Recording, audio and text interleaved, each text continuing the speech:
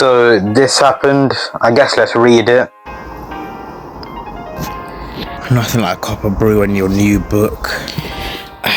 Finished it. Okay, after reading this in less than an hour, yeah, I know, I'm a fast reader. I don't have sunglasses.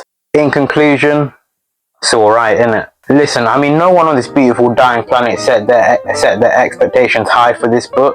I mean, Big Jeff even wrote it in 1 month, so if you did say your expectations high, you need some priorities in your life, man. Okay, let's get into the review. Interestingly, this one doesn't have a disclaimer at the beginning, which I have to say is a bit selfish of Jeff. I mean, what if someone didn't pick up the first book and is reading this and they're just scaredy cats? Like how are they gonna feel, man? The bug. So this one, okay, let me take off the glasses. So this one is about a kid who doesn't spend enough time with his dad. So he tries to help, but then he just ends up turning himself into a butterfly. He meets a fellow cockroach and he basically just replaces dad with him, but then that ends quickly when he gets swatted. And that's basically the end. The freezer.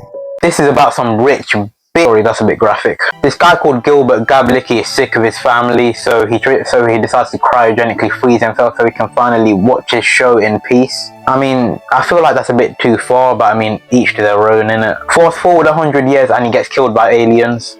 That's just normal in these books. Aliens just come. I mean, I believe in aliens, but like, it gets to a point, you know? I mean, the only thing scary about this book is the fact that every single family member has the same exact smile. The pinky. Kevin's pinky gets smushed, so he ends up having to cut it off, and then it just starts walking back to his house. You can do that. But when he gets to his house, it finds out Kevin already has a replacement. I mean, that's so heartless, man. How could Kevin replace his pinky? That's the least important finger. How, man? But yeah, long story short, the pinky ends up going to medical school and it gets a diploma.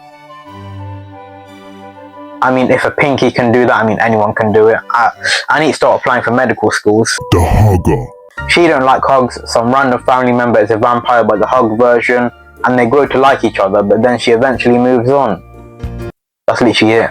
That's literally it. The Reaper. This is just the origin of the Grim Reaper, from when he was born to girlfriends. I don't know how he can pull when he doesn't even have the physical attributes, but whenever he's around pets, they die. The Gasp. You know the theory that if you breathe in a cemetery, a ghost will control you? That's basically this story. Samuel, who died, basically just starts possessing someone and eats a burger. Then he gets sucked into a vacuum. Doofy ? The Extra. A zombie gets cast in a zombie movie and everyone loves her, so she becomes a national icon. Then she falls off when she gets plastic surgery. Who knew that would happen? The Botox got to her, man. But she's some tech genius, so she lands a job in VFX. This story is basically just calling out the Kardashians. Keeping up with the Kardashians, or whatever flip it is. I don't watch it. The Mouth. A kid finds a mouth on his stomach, and then he finds other kids that are similar to him, and so they become friends. Literally it. This is the worst story of the entire book. The Fan. A guy dies while eating a chicken wing.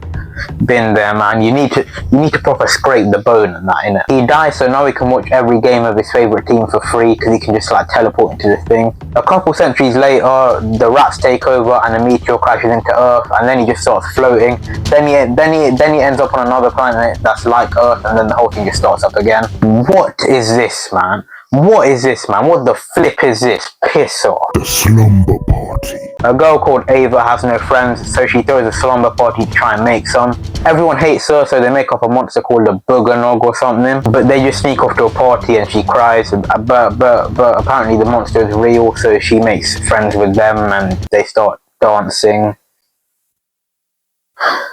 The Haunted House. Alright, finally something scary.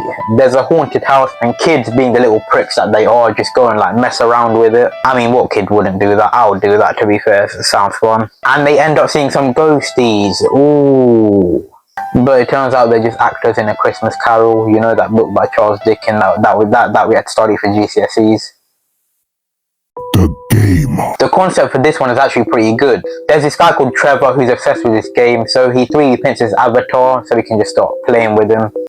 But he himself actually ends up getting 3D printed. So he ends up in another person's room as a tiny person.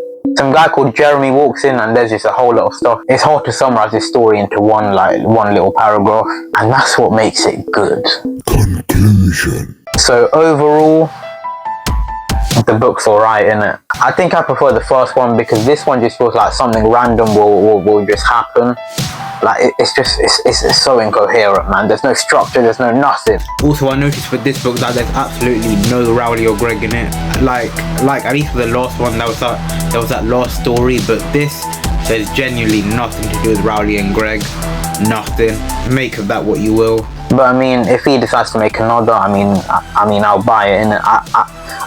I'm a consumer for Jeff Kinney books, man. Also, this is pretty cool. Fight or Flight is actually in the other book section, so I guess that's cool. So yeah, like and subscribe if you want me to buy that one. I mean, I'm gonna buy it regardless, but I mean, you may as well just subscribe, innit? Make me feel good about myself. I mean, I bought this and I'm 16. This is what my reading level is. Anyway,